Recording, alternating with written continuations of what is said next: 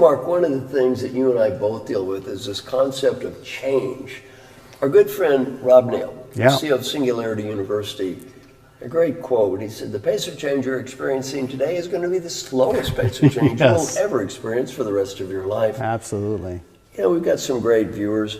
Any suggestions for the leaders listening to us on how to deal with this reality of massive and rapid change? Nobody's immune to it. I work with the biggest companies that are reinventing themselves and then the smallest that have disrupted those companies. And all of them follow a principle that's very simple but very hard to do. And that is, you've got to be a driver of the change. You have to drive the change or be run over by it. Gandhi said that you have to be the change you wish to see.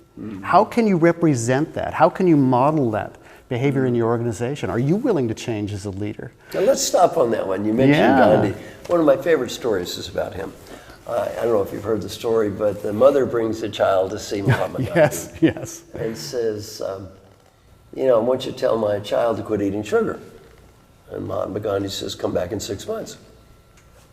Mother says, okay. Comes back in 6 months. Mahatma Gandhi looks at the child and says, quit eating sugar. The mother says, well, why do we have to wait 6 months? Mahatma Gandhi said, I had to quit eating sugar myself before I told someone else to do it.